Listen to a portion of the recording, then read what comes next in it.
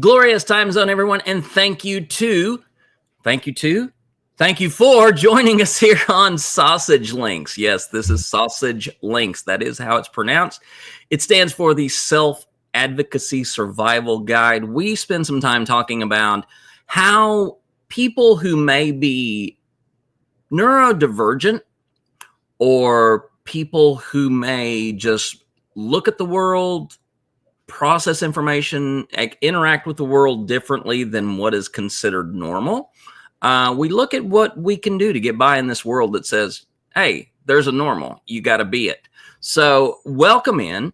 Feel free to ask questions if you are live with us, or send us any information or questions you may have to the links that you may find associated with this podcast. But I am Jeannie V. I am one of your hosts, and I am very, very excited to always have the opportunity to sit down with my co-host, AJ Locascio. Good morning, AJ. Good morning. I'm AJ Locascio, and I am the executive director at Umbrella US. And Widget is here with us today. He had a neuter this week, so he's on a little bit of medicine and probably will go to sleep shortly, or just stand there staring at everything.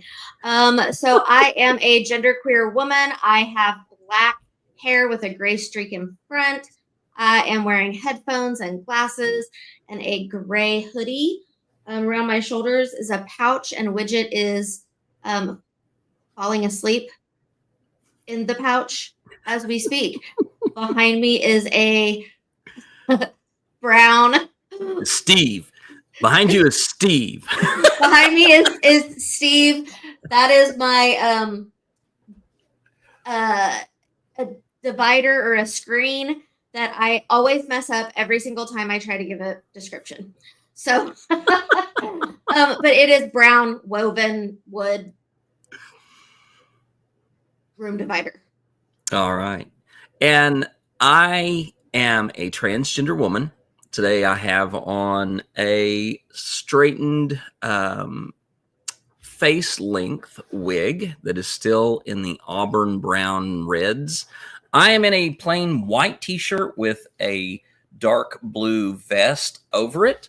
My background is blurred out because honestly, my dogs get up and wander around, and really, I don't want you to see what they're doing because sometimes they're idiots. So, but we have been talking the last few episodes of Sausage Link about the practical aspects to self-advocacy.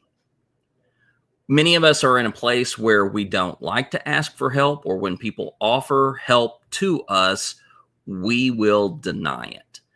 So if you're more interested in some of that practical aspect, I encourage you to go back, listen to the last few episodes where we delve into that with some detail.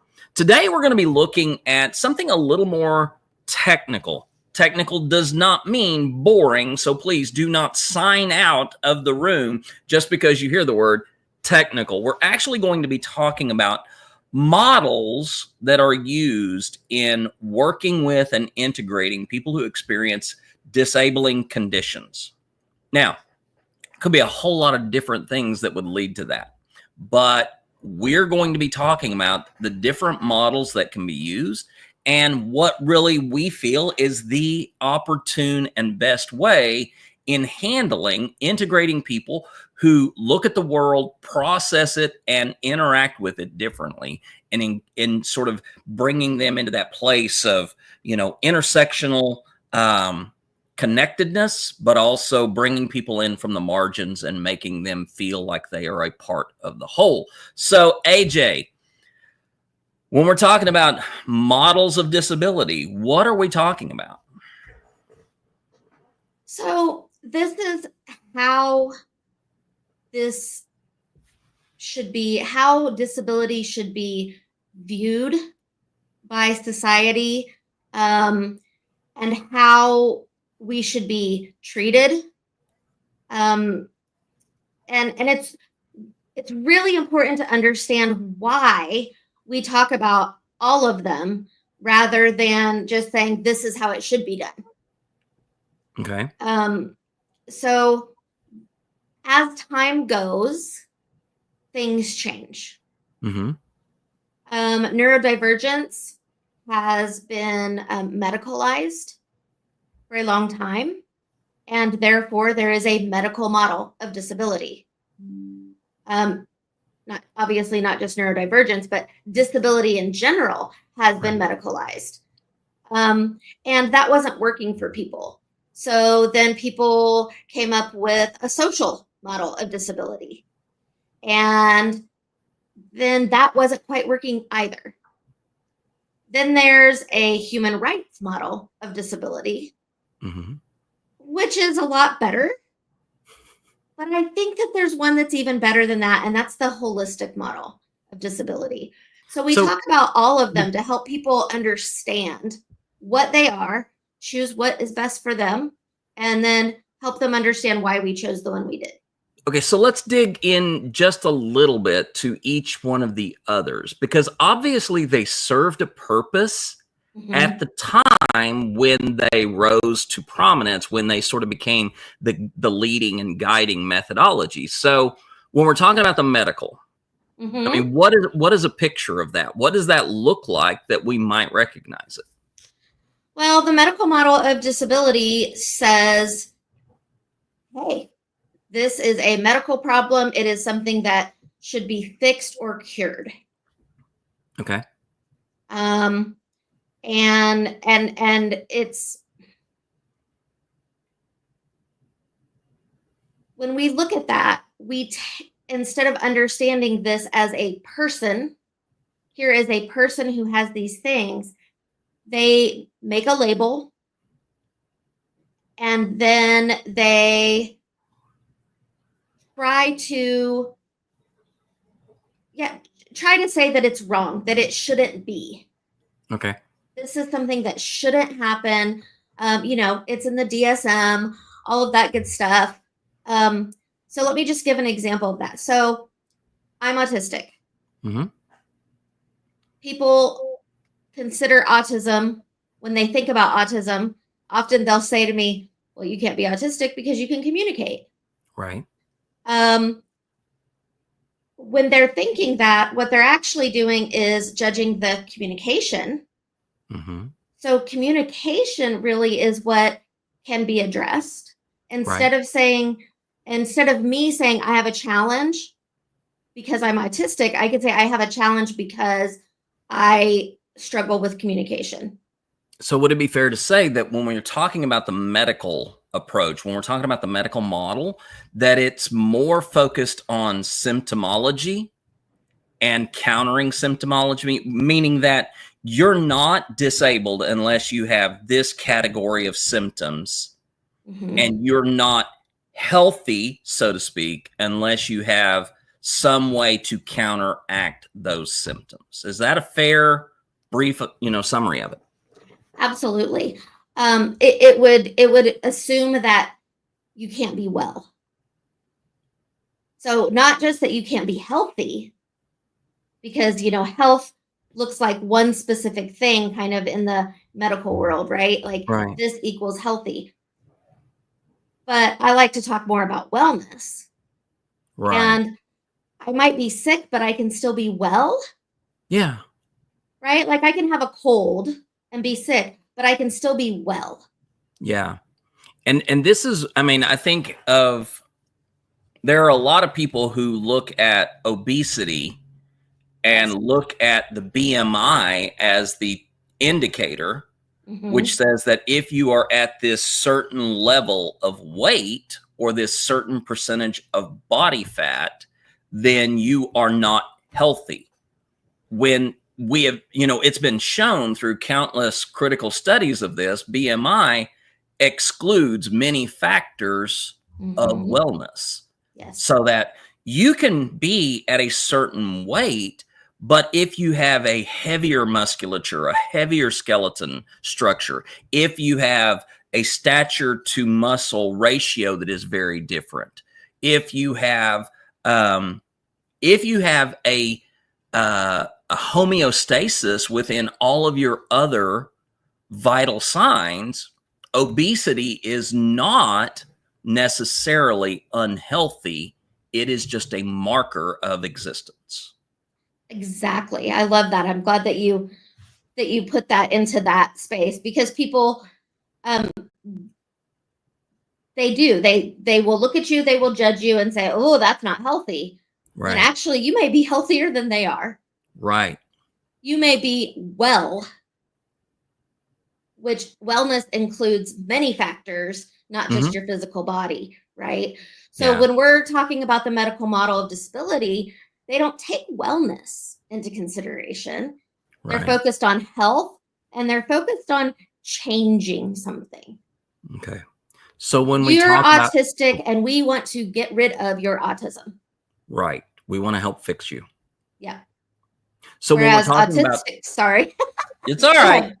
Whereas autistic and okay, I'm going to stop. Do not say go ahead and then try to talk. Okay, AJ? I love you, but you can't give me a direction and then go a different direction. So please, AJ, I'm so sorry. speak. Okay. Neurodivergent folks don't want to lose their neurodivergency. Right. They don't want their neurodivergency to be fixed. Right.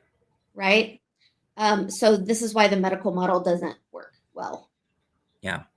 And this is absolutely one of the things that the transgender and gender diverse community is terrified of happening in the next 4 years here in the US.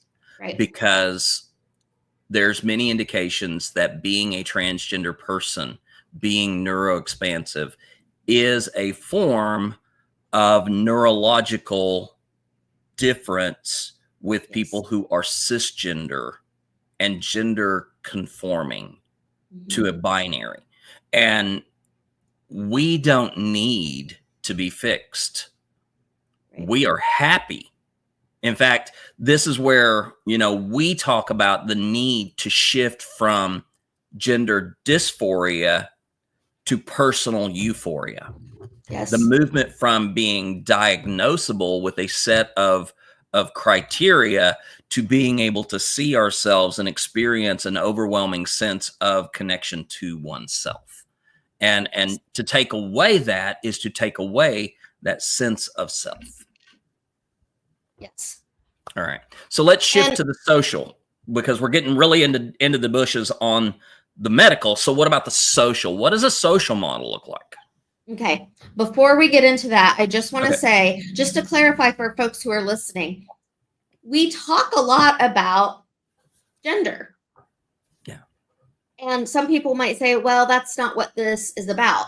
But it is, because neurodivergence, when we're looking at neurodivergence and we're looking at transgender, it is a neurological difference, like you were just talking about. So we would say that that is an interconnected, that's an intersection that must be looked at. Right. So I hope that everybody who's listening doesn't think that those two things don't belong in the same conversation, because they absolutely do. Right. Okay, so the social model of disability. The social model of disability came about because people were like, wait a minute, my disability or my impairment or my condition, the challenges that I have, not all of them are caused by me. Not all of them are caused by the condition. They're caused by social barriers. Okay. And for anybody who wants to kind of look at this information, I'm going to put a link up here. You can go to this site, autistictick.com, and there is a great graphic there and explanation of the holistic model of disability. I will give other resources because this doesn't talk about the human rights model, so I'll give other things to that. But it does a great job of talking about the medical model and the social model, and then the human rights model. So the social model, people said, wait a minute, if these things were to happen and change in society, my environment, Mm-hmm. I would no longer be disabled. Right. I may still have MS. Mm-hmm. I may still have migraine. I may still have ADHD. But now I can move through my environment better without having so many challenges, because instead of changing me, society recognized that it needed to change to accommodate me and people like me. That sounds great. But is there an example that people can grab hold on that they can, kind of put their finger on and say, oh, okay, that's a great example of this? A positive example or an example of when it doesn't work? Both. Okay. Ramps. Mm-hmm. Okay. Actually, this would be a great example of both. Not everybody can take the stairs, so we need to have access for those who cannot use the stairs for whatever reason. Right. So there are ramps, there are elevators. Mm-hmm. Cool, great. That helps. It helps a lot. I am no longer disabled to a point where I can't get to this place where I need to go, because society has made some changes to put these things in place. Right. Okay, great. So there's a ramp in place, but that ramp is maybe not wide enough. Or just last weekend I was out and there was they had put the ramp there, but then they had put a big trash can where the building went to a corner. Right. And in order for me to get around the trash can, I had to take my wheel off the curb and back on. So that was a case where it didn't work well. Mm-hmm. Elevators, they're lovely. I love me an elevator. Okay. Right. Thank you for getting me where I need to go when I can't take the stairs. Awesome. But when those doors close too quickly, or the doors don't have sensors on them that when they start to close, they recognize that there's somebody there, then it creates a challenge. I'm going to use a different example now of why the social model is not the perfect model of disability. Mm-hmm. I have migraine. Okay. I am extremely light sensitive. In fact, just going outside in the sun can spark a migraine for me. Yeah. I can't get rid of the sun. Right. I can't just make it go away. I tried. The great big ball of burning gas in the sky has been a hindrance to me enjoying life. So yeah, exactly. And it's it's one of those things where it's just not binary. Mm-hmm. Just like everything else, it's not either the social disability or the social model of disability or the medical model of disability. It's not either one of those, because both of them work for me. Right. I should be able to buy prescription sunglasses with my insurance, mm-hmm. if I have it, right? I know not everybody does, but I should be able to get prescription sunglasses and have it recognized that I need those for a medical issue. Right. I'm not trying to fix me as a person. I'm trying to get access to something that helps me move through my environment when the sun is out. Yeah. So that's why the social model isn't perfect, because I still do have medical conditions. Right. And I, as a human being, may choose to try to fix that or get rid of it so that I can live a more fulfilling life without extreme barriers.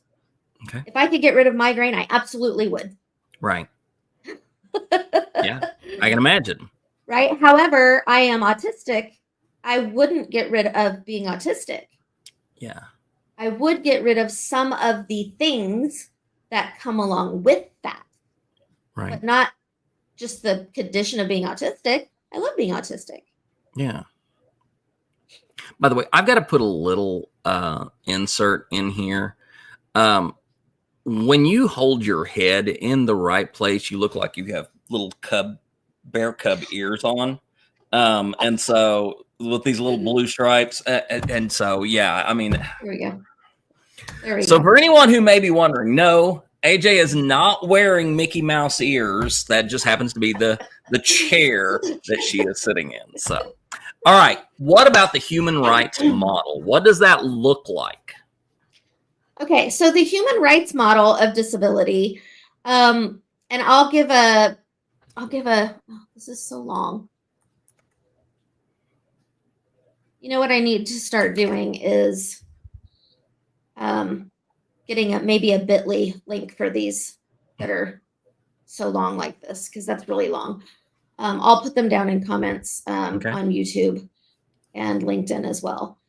So the human rights model of disability really focuses on our rights as human beings. Mm-hmm. And it says that we are all diverse. Mm-hmm. And I am looking at my notes because I will forget something. We are all diverse in our experience. It should be recognized that we have personal autonomy and choice. Society has a responsibility to create inclusive environments. Mm-hmm. This sounds great, right? Like, yes, all of these things are true. It really primarily is emphasizing the rights and dignity of disabled folks. Right. That's awesome. That's it in a nutshell. But it's still not good enough. Well, I can see a major weakness in that because it presumes equality of all and empathy toward all. Right. And we know that there has been no such society in the history of humanity like that. That is a utopian expectation that, everyone is going to be interested in the equal fulfillment of all people and willing to give a little bit so that another person can achieve. I can see how that's a huge detriment to trying to implement something like this. Right. It is saying equity and justice should be in place. Right. In a world where equity and justice is not in place.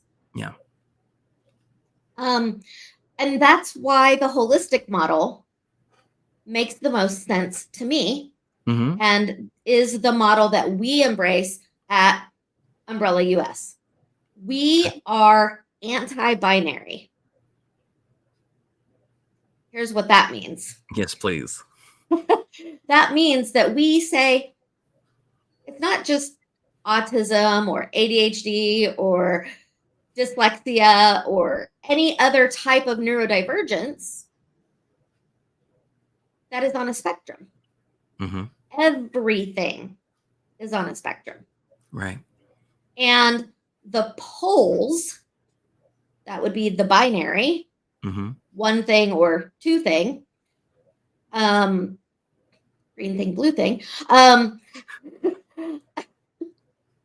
Sorry, I could not say it.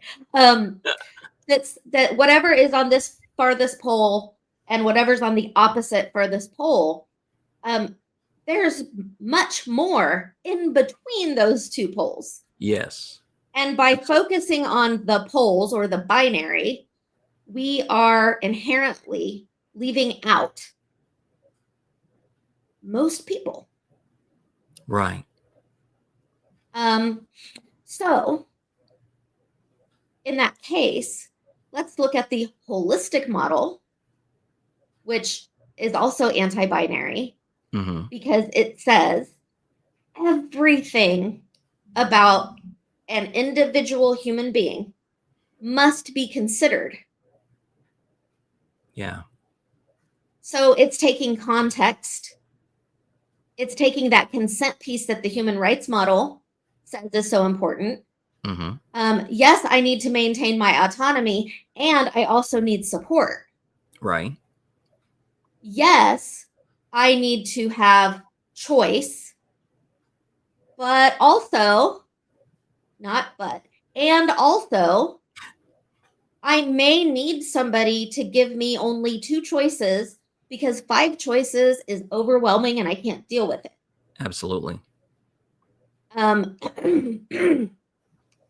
where the human rights model is lacking because it doesn't take that into consideration. Whereas the holistic model focuses on the whole person. And I love this part out not only our physical, mental, emotional, but also our social well-being. Right.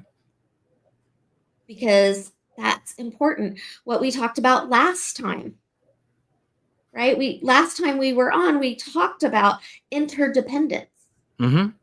And before that, we talked about intersectionality. Yeah. And the holistic model focuses on the need for interdependence and the fact that we all have various intersections that must be considered. So we've got this interplay between various factors, including the environment. Right. Okay. We have an emphasis on holistic interventions that are looking at the different aspects of our life and maybe not choosing something because it would interfere too much in one of those other categories of our well-being. Right. So finding something that doesn't interfere too much with that. It's person-centered care. Yeah. And it focuses on individuals making informed choices, having informed consent.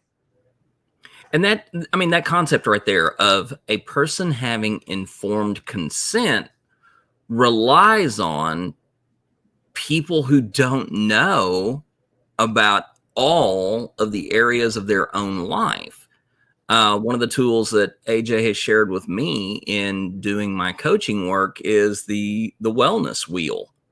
And 9 categories, 9 areas in our life where if we don't have wellness in one of those areas, or it's significantly not healthy in one of those areas, how that impacts all of the other areas. And I mean, you can look at it this way. Most of us are accustomed to body, mental, emotional, and for those who are, leaning this way, spiritual. And you know that if your body doesn't feel good, that impacts your mental. It affects your thinking. It impacts your emotion and how you interact with others. It can also impact your spiritual. You just don't feel as connected. So the wellness wheel actually looks at more areas of that life. And this is part of this holistic understanding of having, an informed way of dealing with life. If you're struggling in one area of your life, it may not necessarily be just that one area of your life, but it will influence all of the areas of your life, as well as how you interact with the world. Whether the world is the environment or it's people or it's information or it is just the ongoing getting through your day kind of shit. Right. Right. It impacts how others view you. It impacts the policies that we put in place. It impacts your relationships and how you relate to other people. Yeah. And that's a big difference. So while the human rights model is good and makes a lot of sense, it's not good enough. Right. Because it focuses on policy, and the fact that it's focusing on the systems that are in place and the policies that create those systems or support those systems, that is very binary. It's also very top down, Very because you much can so. only have authoritarian input to make those changes. The medical model is very top down because you have to have experts in those areas who have done all of this research to give you the symptomology and what works and how, certain symptoms respond to certain interventions. The social model, not so much. The social model seems to be rising out of a bottom up, but it's still outside of the individual holistic needs of a person. Yeah. So what we have is we have this top down, bottom up, but the individual is still not being considered. Yeah. And that's where holistic and intersectional models are necessary. Yeah. 100%. And also from a nonprofit standpoint, we don't lobby. We don't go and deal with the politics and the policies. Yeah. We might set standards of care that we think are standards of care, that we think can inform those policies, but we are not spending our time, energy, and effort on those. Right. We would have to organize ourselves as a different kind of organization to be able to do that. Right. So again, that human rights model didn't fit the work that we were doing. Yeah. But this holistic model does. And again, I'm very grateful to Autistic Tick, who created this model and who did a really brilliant job of showing the differences. They don't have the human rights model in there, but showing the differences of medical, social, and they do a good job also of explaining why those systems don't work. Right. And then why the holistic model does work. Yeah. I really appreciate the work that they did, and I want to, I really want them to have all of the credit for this, have creating this model and creating the graphic that goes along with it, because it is really, really wonderful and really perfect. Yeah. Now, I'm also going to say, when you read the article, for those who will read the article, and they do get into an area where they headline it as quack and harmful treatments. It is really important when you go and you read those things that you do it from an informed space and not from a space of this person knows everything, so I'm just going to believe it. And this brings Mixed Legacy says in the TikTok chat, and this is an important thing to notice, when we look at the medical, when we look at the social, when we look at the human rights model, there's not a lot of room for self-diagnosis in those models. Yes. Because again, the two, human rights and medical, are top down. You have to qualify for that model of care. The social model is limiting that if you are deemed to not be such and such, for example, handicap parking spaces. Yeah. Spaces that are designed for people who have mobility issues or have issues of being able to move from one place to another place. Those handicap parking spaces are there as a service to those individuals. We have now policed those to the point that you have to have a certain sticker or a certain identification in order to use that space.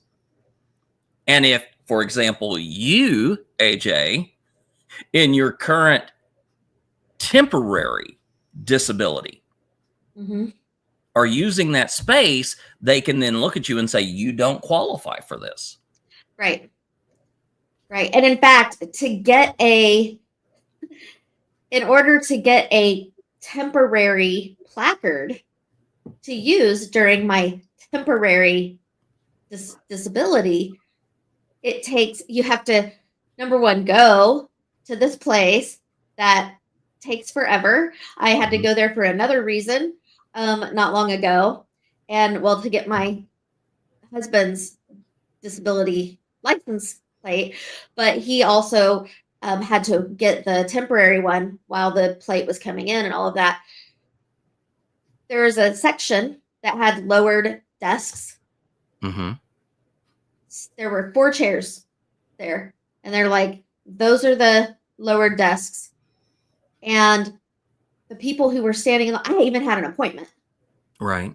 The people who were standing in line were moving faster. So they didn't have an appointment. They just showed up.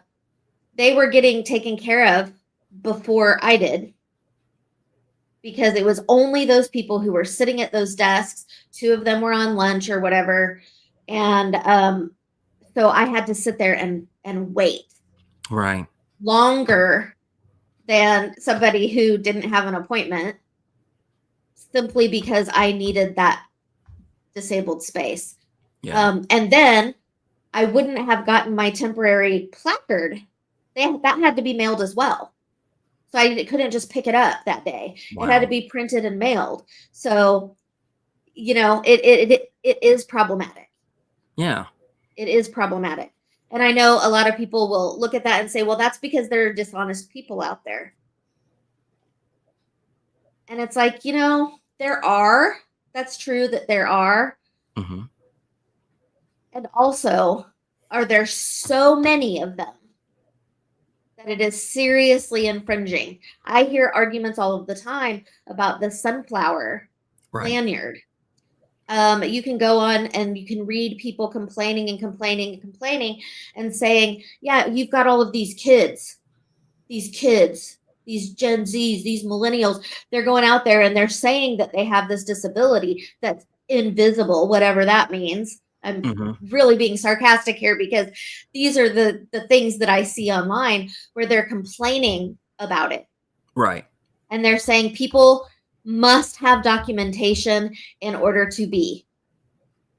Mm-hmm. And it's like, not everybody has access to care to get that documentation. So and we have to then be considerate of others. Yeah. And even if you do have access, you may not fit their criteria. Mm-hmm. Because, for example, someone with PTSD, in order to be diagnosed, there is one defining quality that is still clinically the standard, and that is, in order to be diagnosed with PTSD, you must have faced a life-threatening condition, a circumstance. Yep. PTSD is not only about life threat. It is about an overwhelming sense of you can't cope with a situation that you're thrust into. Right. Just because, it grew out of combat and the reaction to being in combat. And then we began to see it in those situations with emergency workers. Mm-hmm.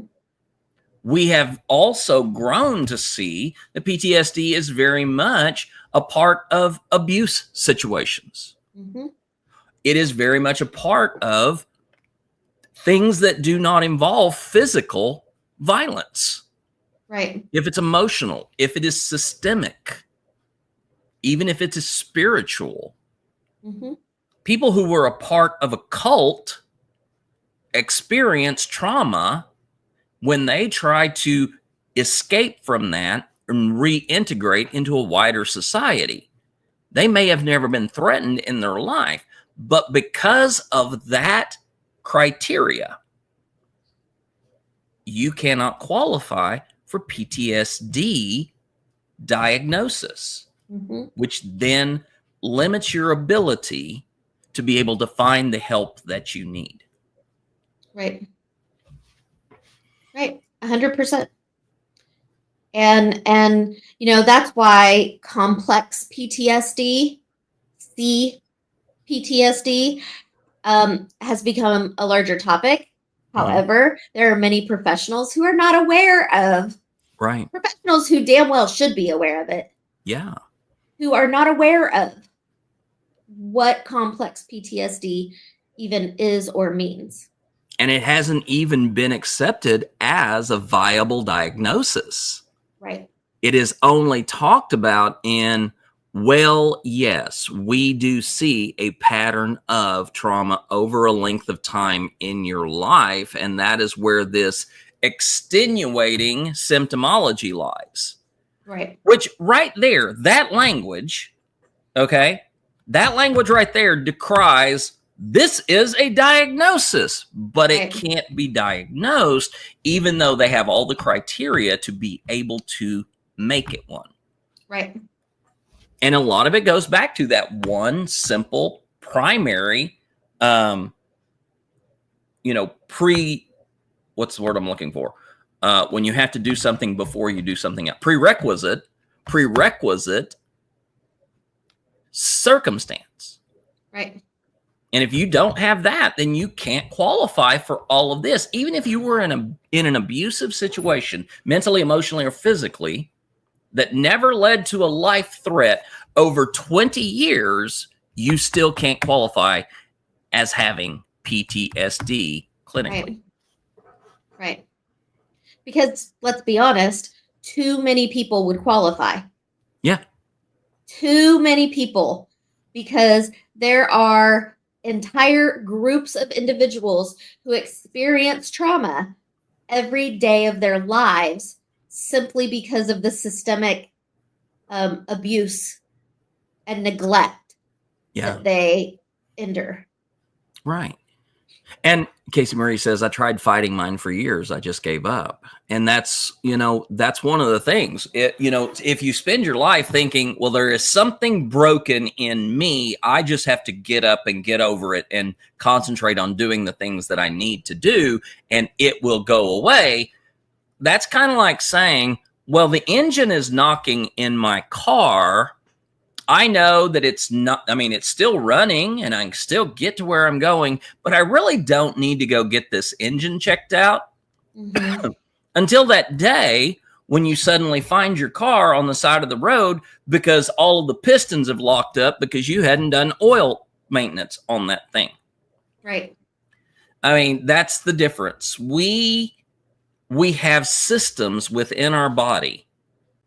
The nervous system is one of the primary one. The endocrine system is directly related to that. We have these systems in our body that let us know something's not right. Right.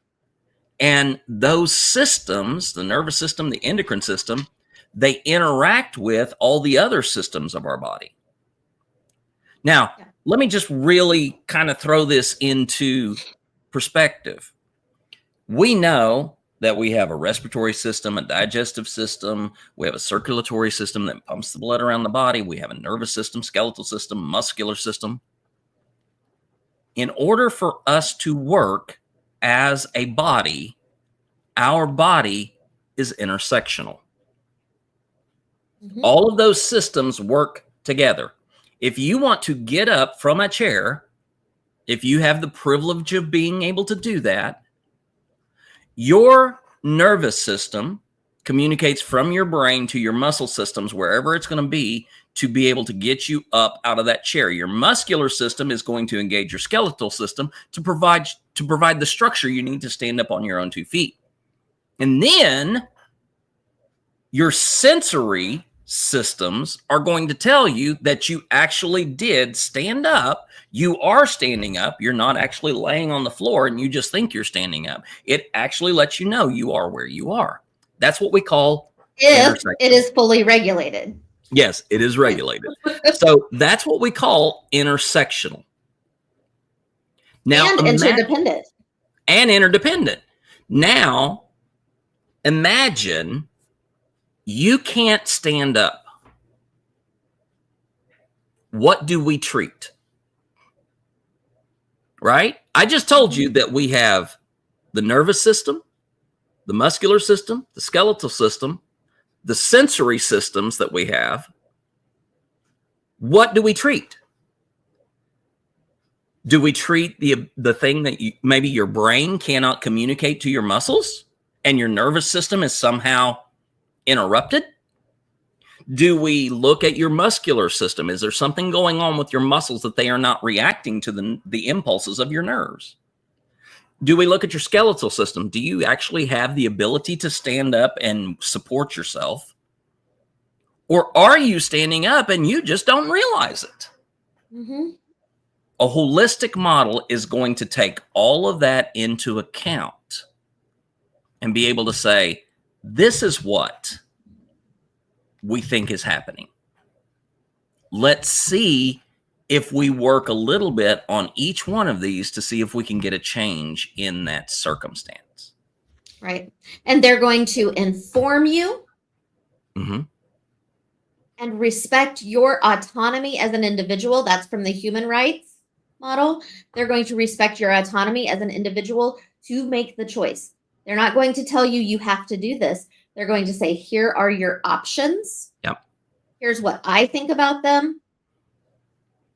Now you get to make a choice. And if you can't make a choice because it's overwhelming or you need extra support, then they are going to provide resources to you to be able to be fully informed and make a decision. Now, this is going to be a very odd example, okay? But stick with me because sometimes I like to use the absurd to get the point across. The point about using the ability to stand up became very personal to me a couple of weeks ago. I'd been out of town. I came back home and my Doberman, Dinah, was not standing up. I didn't know what was going on. I had to rush her to the vet because something was going on. I just didn't know what. They took x-rays. They said, there's nothing broken. There's nothing that seems to be out of place from the x-rays. Then I took her to her regular vet when she didn't seem to be getting better. And they're like, there's something going on in her back. So you have a couple of options. You can do an MRI and get surgery, or you can take these shots and maybe get around that, or you can put her down, or you can, just leave her on medicines. When you are a person who loves your animals so much, you know that they are a part of your family system. Her inability to walk impacted me directly because it dysregulated me emotionally. Right. I had to then choose what to do for her life to give her the ability to function or change her quality of life. Sometimes the options that are given to us absolutely fucking suck. Mm-hmm. Because surgery was right around $6,000. The MRI was $2,500. I love my dog. I don't have that kind of money. Right. The shots, well, even the surgery was 50-50 on it could get the thing done. Right. And they come with dangers of their own. Yes. The shots, 50-50, no guarantee. Putting her down was not an option, but it was an option. And it broke my heart to even think that that was an option, but it was. Mm-hmm. And then it was just maintenance and seeing what happened. Many times we are put into those situations where the only options we have, every one of them sucks. So we have to look at the bigger understanding of wellness. Yeah. What will it take to make sure that we are well? Yes. We may not like any of our options, but what is the best option that we have to live the best life we can? Right. Right now, She's passed asleep out. She's knocked out cold over here on the couch on the love seat. I chose to go the maintenance route. I give her back rubs. And I give her lots of lovin's.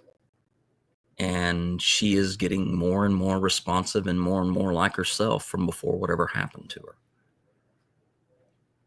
And sometimes that's how we have to do that. Mm-hmm. We may have to choose the worst option in order to have the best life possible. Right. Maybe sometimes we get a little lucky. Right. And just to build on that, sometimes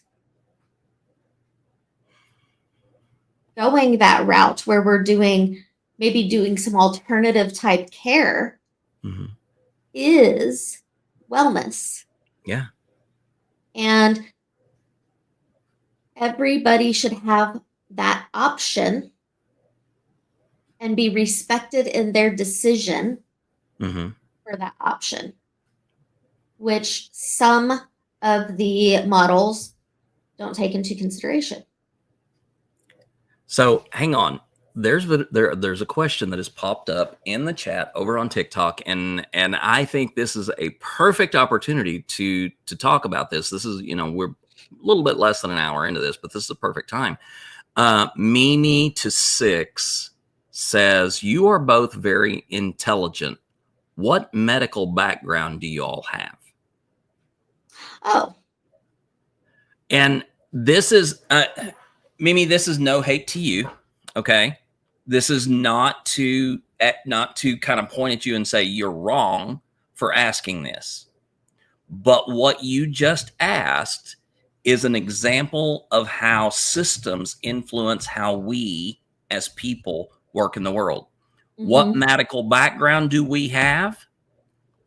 It doesn't matter. We're not talking about medical concerns. We are using medical concerns as examples. We have this very clear understanding that AJ and I are both experts in our field.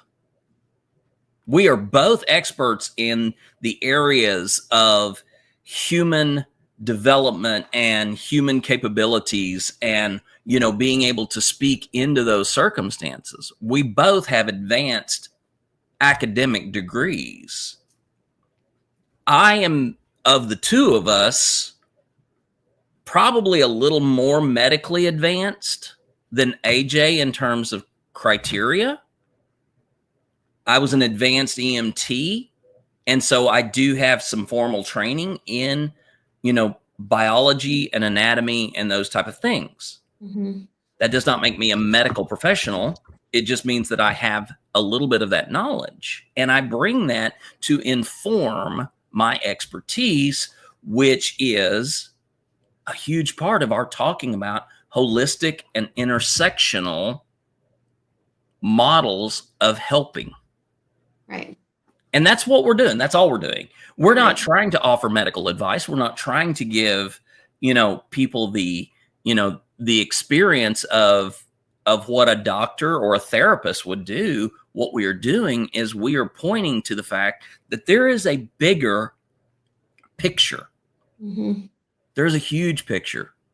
One that many times we overlook because we've been told that if you're experiencing a problem, then there's a medical problem. Right. Or if we are in the world and there is a barrier, then somehow it is the responsibility of the world to change around us so that our barrier is removed. And still other models that say you as an outsider have to care about everyone else equally and sacrifice in order for them to be brought up to your level. What AJ and I are talking about here is looking at the individual and saying, you have a specific set of needs. How do we work together to look at all of the areas of your life and how you're connected to the world? How do we help you best succeed in the things you want to do? That's what we're talking about. Yeah. And just in case that question was, first of all, you said y'all are both very intelligent. In case the question was, is your intelligence in this field or not? Mm-hmm. I would say my first career was a medical assistant. And I worked heavily with some of the doctors who I worked with in endocrinology and in infectious diseases on patient education. Mm-hmm. Because education is one of those things that I've always done. And so I know about that kind of stuff, but I am not an expert. And I am an expert in nervous system and sexuality. Those are the two things that I've spent my life learning and focusing on and being educated on and getting, certified and board certified and all of that stuff. But even with that, I am only one part of a multidisciplinary team mm-hmm. who makes these decisions. Yeah. With Umbrella US and the organization. It's never just me going, oh, I have this experience and this, expertise. Therefore, the answer is blah. Right. It is as a team and it is as a community. So even if we were both experienced medical professionals, it still is a team and the community and what the community wants. Yep. And what the community wants is the opportunity to have medical care as put forth through the medical model of disability, the opportunity to change policies that are harmful to us, which is under the human rights model, mm-hmm. And the social model, really. Yeah. And we want to be seen as a whole, complete human being who is capable and competent to make decisions for ourselves and to be informed to give our consent. Yeah. And that is the human rights model. I'm sorry, not the human rights model. And that is the holistic model. Yes. The holistic model includes all of the good, best parts of the other models. Yep. And the other models do not do that. No. Human rights model tried, but it missed the mark a little bit by still being binary. And this is what we call siloing. They Exactly. get so focused on one answer to the problem that they exclude other possible answers to the problem. There is a medical experience that I had where for a while I was experiencing the symptoms of a heart attack. At the worst point, it was consistent for 2 weeks. It was shortness of breath, tightening of the chest, increased pulse, sweating, numbness down my arm, typical masculine or male symptomology of a heart attack. I went to doctors, I went to the ER, and constantly, time after time after time after time, they said, your heart is perfectly fine. I mean, they sent me to a cardiologist who put me on a stress test. They pushed me so hard that I passed out from the stress test. I mean, I was doing the thing, and then all of a sudden I woke up and I was laying backward on the treadmill with an IV in my arm. That's how hard they pushed me. And then the results were this. Your heart looks great. They got so siloed in on my heart that they did not consider what else could be influencing my heart to act that way. When you get so siloed in on one response to a problem, you may overlook the best answer. Right. My answer was I had a gallbladder that stopped working. And the funny thing is that I had a supportive group of doctors. I had a supportive team of people that when I said, hey, wait a minute, I learned back in my very first EMT class years ago that there is a very rare instance that somebody who is having a heart attack may be having a gallbladder attack. And all of a sudden, the doctor is like, we're getting you a gallbladder test. But they got so siloed in on one approach that they didn't think about the my entire body and the systems and how they work together. Right. This is what we're trying to push beyond. We're trying to push out of these silos. We're trying to get people to think in bigger ways to find bigger, better answers. Right. That's all we're asking. We're not asking to change everything in the world so that all people are treated the exact same way. That's not what we're asking. What we're asking is recognizing that all people are worthy to be seen as their whole individual self for all of their parts, and then find a way together to help that person be successful in life. That's it. Right.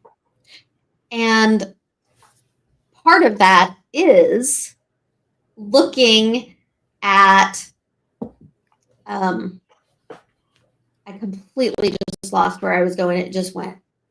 Give me just a second.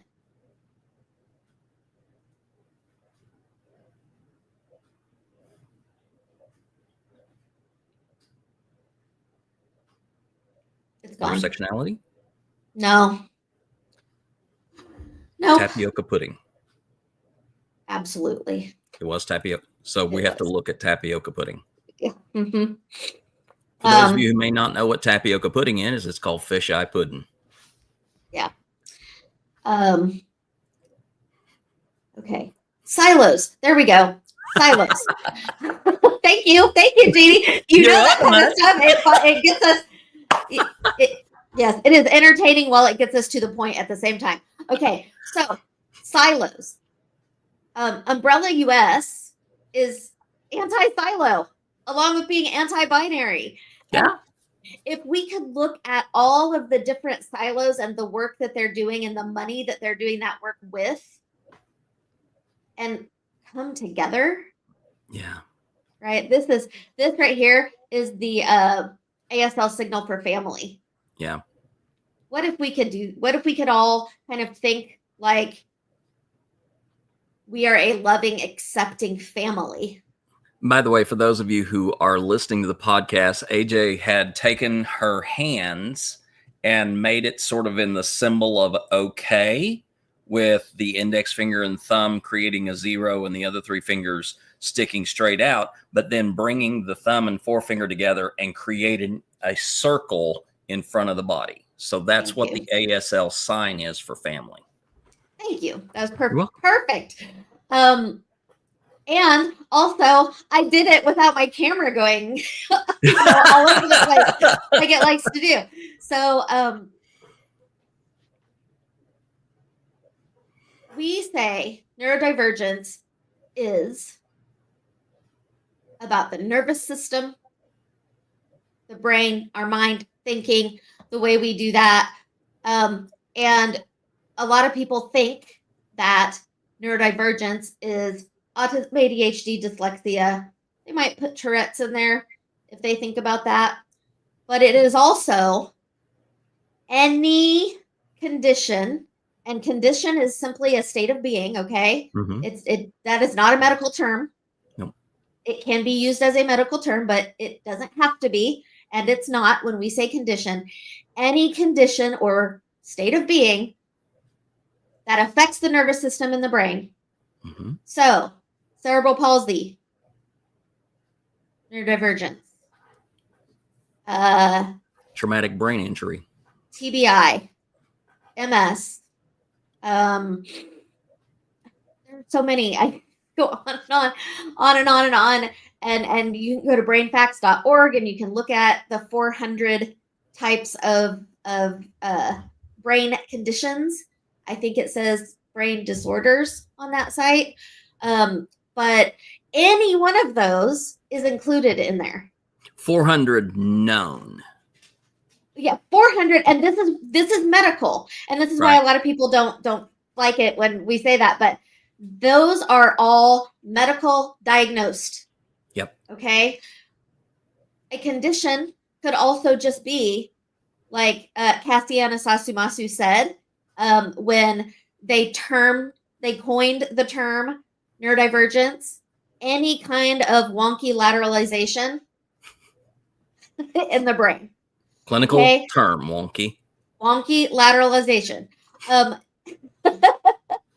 I really like that because, again, if we look at neurodivergence being a bell curve, and we have the 1% at the very tip top of the bell curve, and that is what society has said is normal and okay. And anything outside of that then would be divergent. Yep. So one step away from that 1%, you are now neurodivergent. Now, maybe you're only a tiny, eensy-weensy little bit neurodivergent because you have a cold and your brain is foggy. Yeah. You don't have to work extremely hard to perform like you're supposed to, quote, supposed to. Right. But the further we get away from that, the more energy we have to expend. Right. So if we could actually all be under that ND umbrella, we could take those silos and pull them in, and we were working together. The American Cancer Society, the American Heart Association, the Down Syndrome Society, the Autism Society, if we start listing all of these different things, what if we were working together? Yeah. What if you could go to a place and you could find resources for all of that in one place without having to expend your energy to go to 15 different places? Right. Wouldn't that help in your self-advocacy? Yeah. Right? And that is what we're trying to do. And that is what people tell us is impossible. Yeah. It's not impossible. If we accept that we are interdependent, that we can't do things alone, then we can start working together and be under the umbrella. Exactly. And that 1%, when they need it, they can come too. And we are at 10 after an hour. We're going to go ahead and end this episode right now. AJ, thank you. Do appreciate this conversation. And if you want more information about the Self-Advocacy Survival Guide, please go check out umbrellasus.org. You'll find more about what the organization is doing, how we are working to connect those, different parts of society around to sort of create this holistic, intersectional, marginalized, sensitive approach to things such as neurodiversity.